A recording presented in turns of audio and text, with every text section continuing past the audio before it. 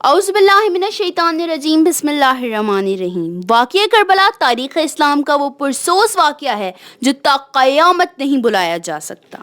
जैसे ही सुबह आशूर करीब आने लगी, इमाम हुसैन ने अली अकबर से कहा, बेटा अज़ान दो। अली अकबर की अज़ान के साथ रसूल अल्लाह के ख़ानदान ने नमाज फ़ज्र पढ़ी। इतनी देर में फ़ौज यज़ीद ने इमाम हुसैन अलैहिस्सलाम पर नमाज में ही हमला कर दिया और फिर हर एक शहीद शहादत के जाम पीता गया। कभी हुर शहीद होते, कभी हबीब शहीद होते, कभी इमाम हुसैन शहजादा कासिम के टुकड़े चुनते हैं तो कभी गाजी अब्बास के बाजू उठाते हैं, कभी अली अकबर के सीने से बर्छी निकालते हैं तो कभी अली असगर मासूम के गले पर तीर देखते हैं। बस जब करबला में नवासाए रसूल का साथी कोई ना रहा, आप खैमे में आते हैं और कहते हैं, बीबी फिजा मेरे वो पुराने कपड़े ले आओ जो जगह जगह से फटे हैं। बीबी ज़ैनब ने पूछा, भाई फटे पुराने कपड़े क्यों पहन रहे हैं? इमाम हुसैन फरमाने लगे, ऐसे बदतरीन लोग हैं, मेरी शहादत के बाद मेरे जिस्म को लूटेंगे। मेरे फटे पुराने कपड़े देख के शायद इनका ज़मीर जाग जाए।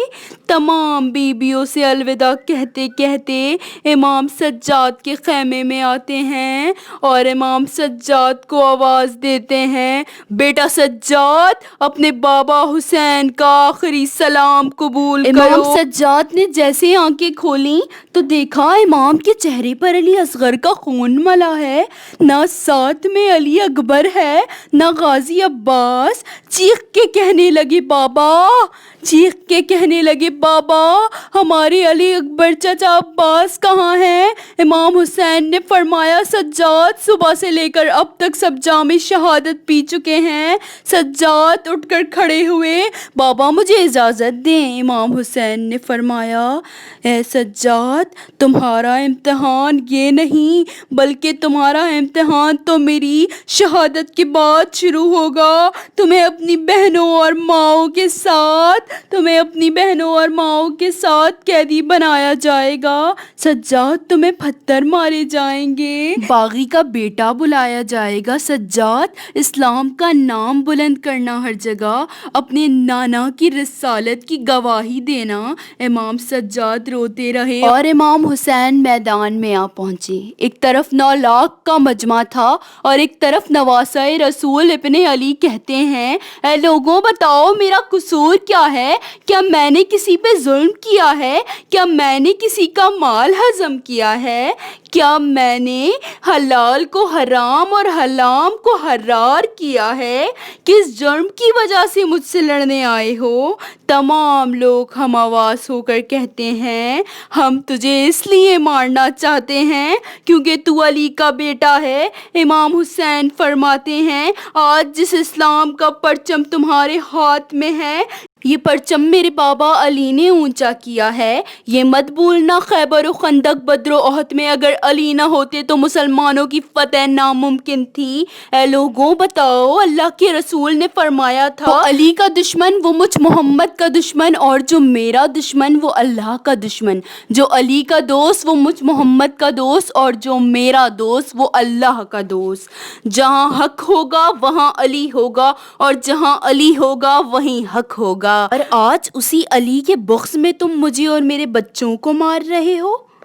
इतने में फ़ौजे यज़ीद इधर उधर देखने लगी। शिम्र ने कहा, हुसैन की बात ना सुनो, हमला कर दो। बस इमाम हुसैन पर फ़ौजे यज़ीद ने हमला कर दिया। इमाम हुसैन ने जैसे ही ज़ुल्फ़िकार निकाल कर फ़ौजे यज़ीद के हमले का जवाब देना शुरू किया, तारीख़ ने लिखा, फ़ौजी भागना शुरू कर देते हैं। करबला की ज़मीन पर कोहराम बर्पा हो जाता है। दुनिया की तारीख़ ने ऐसी जंग कभी ना देखी थी। एक तरफ 9 लाख का मजमा और एक तरफ एक नवासाए रसूल अकेला। नवासाए रसूल इमाम हुसैन फरमाते हैं, आओ एक भूखे की जंग देखो, आओ एक भूखे की जंग देखो, देखो एक प्यासे की जंग देखो, नवासे की जंग देखो, जिसका जवान भाई मारा गया, जिसकी जवान बेटी के सीने में बर्छी को मारा गया, जिसने अपने हाथों से 6 माह के बच्चे قبر بنائی تھی۔ اتنے میں آواز غیب آتی ہے، حسین تیرا رب تجھ سے راضی ہوا۔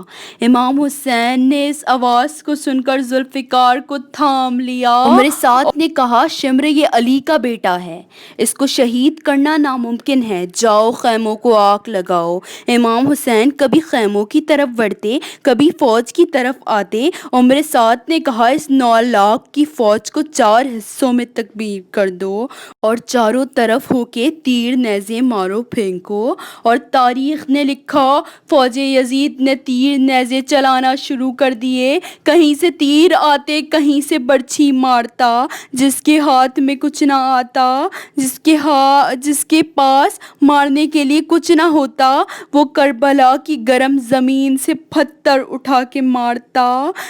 امام حسین کا جسم زخموں سے بھر گیا۔ تاریخ نے لکھا امام حسین کے جسم پر اتنے تیر لگے کہ امام حسین کا جسم نظر تک نہیں آ رہا تھا۔ بس نواسۂ رسول گھوڑے کی زین سے زمین پر آتے ہیں، فوج یزید خوشی سے جھومنے لگے، لیکن امام حسین کا وہ گھوڑا جس پہ امام حسین سواری کرتے تھے، وہ امام حسین کے چاروں طرف طواف کرنے لگا تاکہ ان تیروں والے زخم کو میں اپنے جسم پر لے لوں۔ گھوڑا دوڑ ہی رہا تھا، اتنے میں عمر سعد کہتا ہے رکو، یہ تیر کوئی نہیں چلائے گا، یہ رسول اللہ کا گھوڑا ہے، ایسا نہ ہو اس گھوڑے کو تکلیف ہو۔ افسوس ہے رسول اللہ کے گھوڑے کا تو یہ احترام کر رہے تھے جس پہ رسول اللہ سوار ہوتے تھے، لیکن جن کو اپنے کاندھوں پر سوار کیا ان کا احترام بھول گئے۔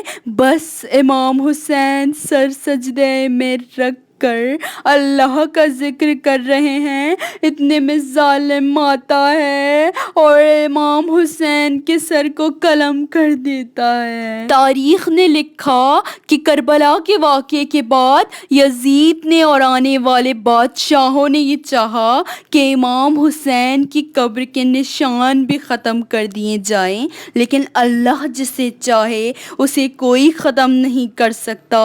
سلام ہو رسول اللہ کے نواسے امام حسین ابن علی پر۔